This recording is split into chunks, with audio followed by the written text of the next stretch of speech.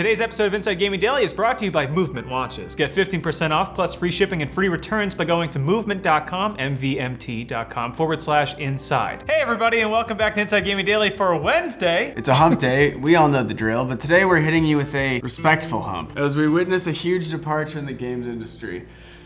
And don't worry, it's not Brian. Yeah, he's just going on hiatus. Oh, no. He's going out in the country. So the question, are we witnessing the beginning of the end for Rockstar Games? Oh no. Could the company that's responsible for some of the biggest games in the last 20 years be on its way out? I don't know, it might be early to speculate, but one of the pillars of the company announced that he's leaving, and investors are not happy. Their money showers have gone from hour-long extravaganzas to 30-minute, what's the last one extravaganza? A soiree. Also, being too early has never stopped us from speculating before. Respectful speculation, of course, tied with a bow of borderline clickbait because we have to. But don't worry, we're gonna share our thoughts on this one with you guys, and we don't think we're alone in our concern. Borderline. Yeah, if you haven't heard, we're talking about Dan Houser, who is stepping down from Rockstar, the company he helped start. Oh no, Dan! In a securities filing yesterday afternoon, parent company Take-Two Interactive announced that Houser, who is a vice president of creative at Rockstar, is leaving next month. Oh no, Brian, what did he say? They say. Yeah. Who said what? So they said in very sanitized corporate speak, we are extremely grateful for his contributions. Rockstar Games has built some of the most critically acclaimed and commercially successful game worlds, a global community of passionate fans, and an incredibly talented team, which remains focused on current and future projects. So they're saying he's gone, but don't worry, we're still working hard on GTA Online. Well, the news came as a shock. Houser has had one foot out the door for a while. He took an extended break from Rockstar starting in the spring of last year. We're unfamiliar with that here at Inside Gaming. Not like any of our founders have made that exact must be nice. Did he swear he wasn't gonna leave before he took the break? Here's some people you don't know. You They can call have them- this show now. Don't worry, I'm still around. I'm here. Oh, wanna did be I a- mention that I'm gone? I assume he's just on a giant boat somewhere, right? Yeah, probably. Swallowing the urge to ram that boat into the side of another boat and then take off on a giant helicopter while spraying bullets and inciting panic. You know, when you play GTA for too long, you can't stop thinking about going ape instead of dicking around in traffic. Imagine being the guy making those games, and imagine the thoughts going through his maybe effed up little brain. It's probably all kinds of stained with Super murder. twisted. Super twisted. Yeah, he's been a writer on successful projects, though. Most of their games, including every GTA game, Bully, Max Payne 3, and of course, the 2 Red Dead Redemptions. Yeah, now he wasn't the only writer on those games, but he definitely played a huge role in the creative direction of the company, especially considering that he helped start it. That's genuinely like losing half a chunk of your foundation. Rockstar Another thing that we wouldn't know anything about doesn't here sound at familiar. Inside We've been Gaming. hosting this show since 2014. Yeah, we didn't lose half the foundation. We lost the foundation. Rockstar's games also have a very distinct writing style that captures a sense of humor while still being compelling. It's unique, which is partially why these games have carved out such a huge space in the industry. I don't think that they're terrifically well written. I think the stories are good. And I have to watch the writing firsthand, I'm like, Esports. It's like professional computer games. Red Dead Redemption 2 in particular, which is Rockstar's most recent game, won a lot of praise for its story because it was awesome. Honestly, the story is 90% of what you play Red Dead 2 for. It's incredibly well written, super complex. That and looking at horses' asses, asses and nuts, my favorite meal. oops, all ass. Yeah, Houser started Rockstar in the late 90s along with his bro, Sam Houser. The new company was a successor to BMG Interactive, where they were executives before Take-Two swooped in and bought up the assets. Of course, Rockstar would go on to become one of the blue chip developers in video games, with franchises like GTA and Red Dead, along with Bully, Max Payne, and others. Those weird Austin Power games on the Game Boy Color. Does Rockstar make you horny? Oh yeah, baby.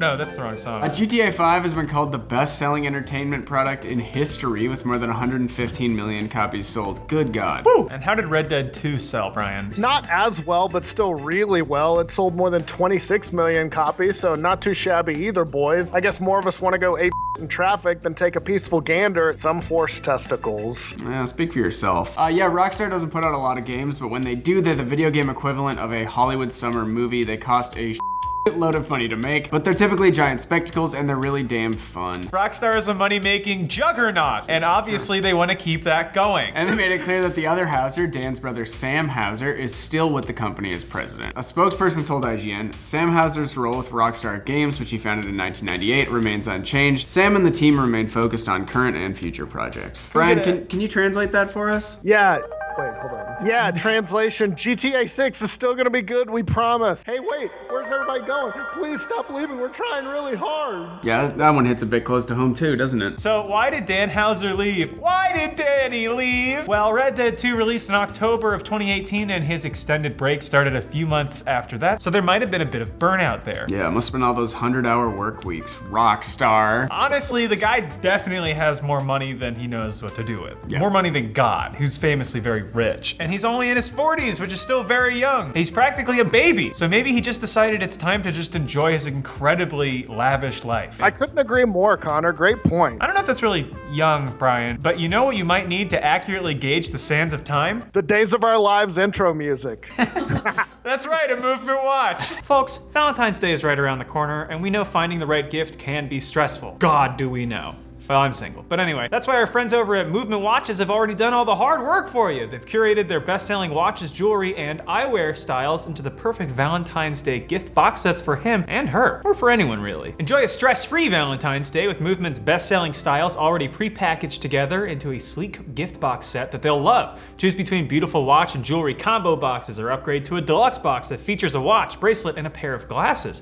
All in one and done gifting made easy. Get them something that they'll wear every day with a clean, timeless watch, ching ching. And for every watch order, you can get a free extra watch strap and a free gift box already packaged together for you. If you need a little extra help choosing the perfect style for your Valentine, find exactly what you need with Movement's 2020 Valentine's Day gift guide. Who says you can't also gift yourself while you're at it? I mean, Movement's special duo boxes feature a best-selling men's watch and a best-selling women's watch, so you can both look the part and enjoy your special day. So get 15% off with free shipping and free returns by going to movement.com/inside. Again, that's MVMT, and enjoy a free extra watch strap and a free gift box with each watch ordered. Go to mvmt.com/inside for your most stress-free Valentine's Day gifting yet. So where does all this leave Rockstar going forward? Well, that remains to be seen. We do know that investors were not happy with the news. Take-Two's stock immediately dropped by as much as 5% after the announcement yesterday. Damn, first my Bitcoin, now this. I'm never gonna be able to retire. I guess to just take me out back, put a bullet in my head. That's actually very expensive. Yeah, stockholders don't like it when the person who helped write all your big games leaves the company. Just like you guys don't like it when a big ass deal is made about the channel getting rebooted to its glory days and then dying all over again. See? Relatable. So Brian, is there any silver lining to this? Yeah, I mean, I think so, because while Houser definitely helped to shape Rockstar and its reputation for making great games, he was also responsible for some negative aspects of the company as well, because Rockstar is well known for what Kotaku once called a culture of crunch, aka working the shit out of your employees, and that's not cool. I wonder if they'll get to retire in their 40s.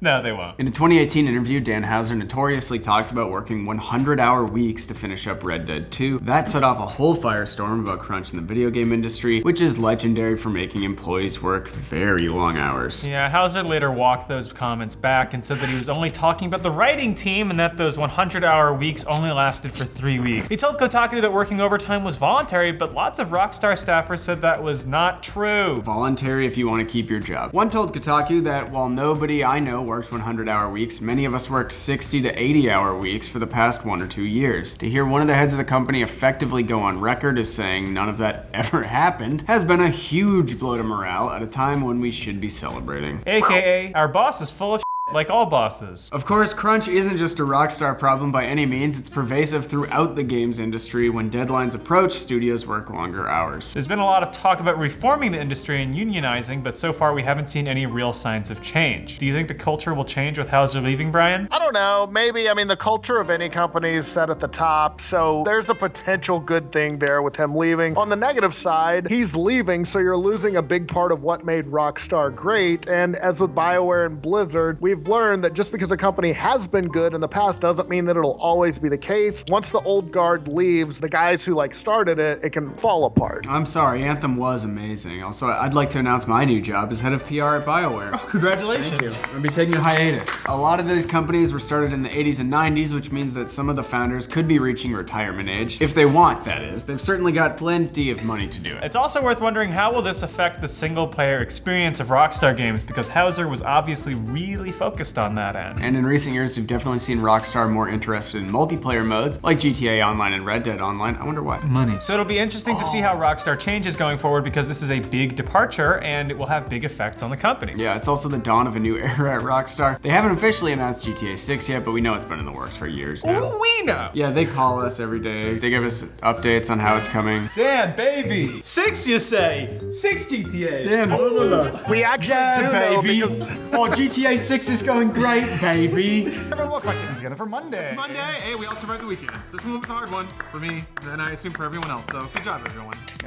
So when it Had 2 people? All right. so when it comes to Rockstar, people have had the same question for years now. Yeah, why didn't GTA 5 get any single-player DLC? When are they remaking San Andreas? Where's my burrito? That's a lot of questions. No, actually, we're talking about Bully 2 and